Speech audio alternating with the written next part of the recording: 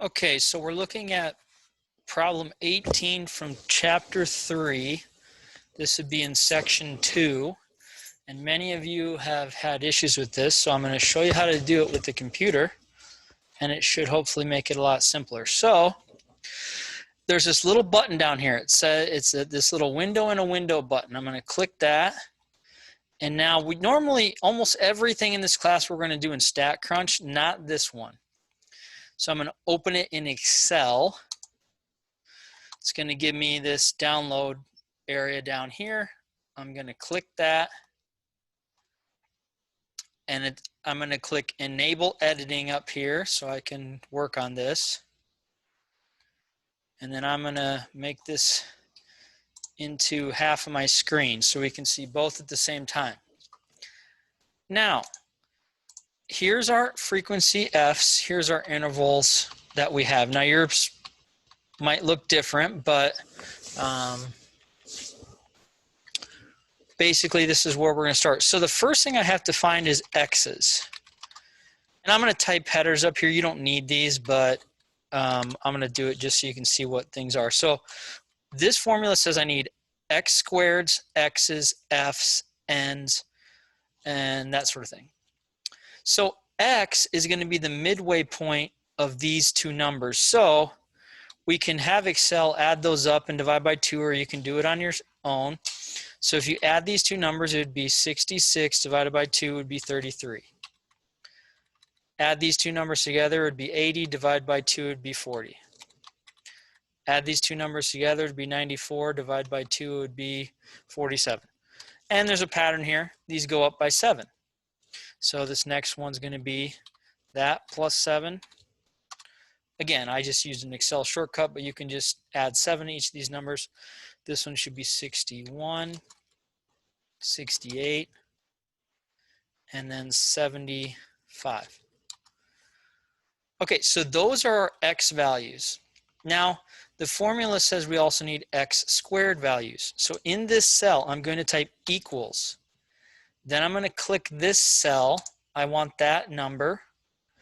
Then I'm going to hit Shift 6 to get the caret symbol for power. Then I'm going to hit number 2. And then I'm going to hit Enter.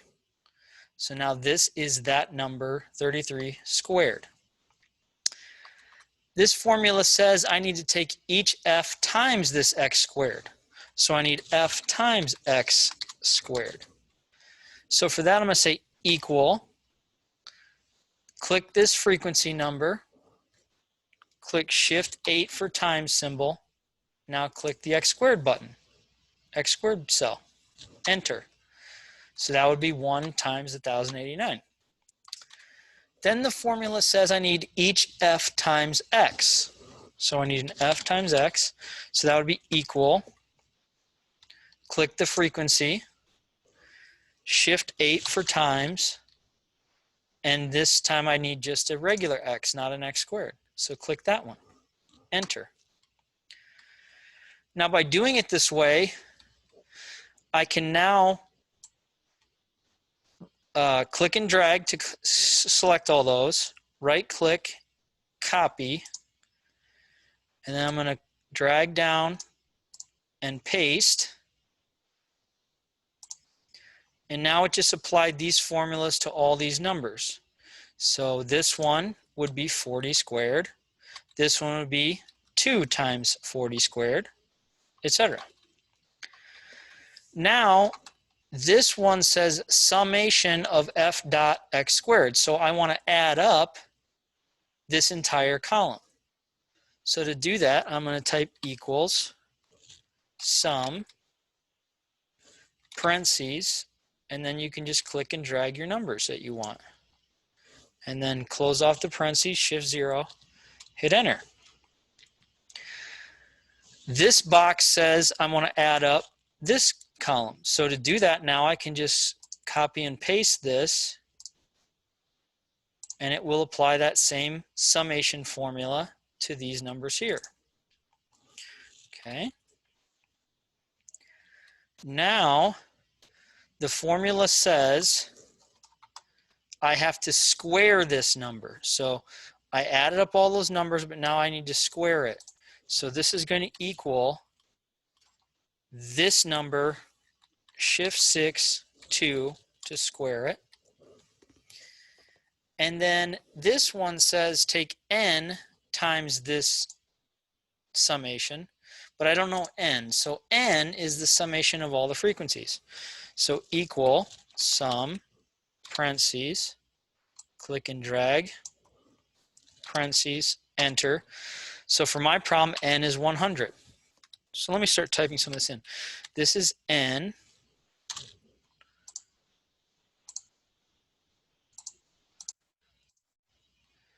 This one right here, let me type below it. This would be the sum of x, f dot x, and then I squared it. So this number right here was this whole thing here. This number has to be equal to this summation times this n value. So this would be n times the summation of f dot x squared. Just typing so you can see what each of these things are. Now, the top is almost done. The only thing I have to do now is take this big number here and subtract this big number here. So let's do that here. This equals, actually let me do it right here. This equals this minus this, enter. And this would be the numerator now.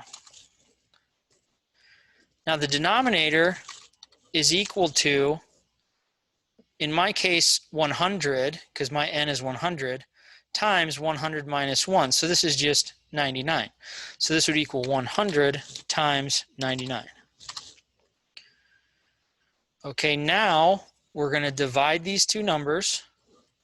So the actual division will be equal to this divided by this.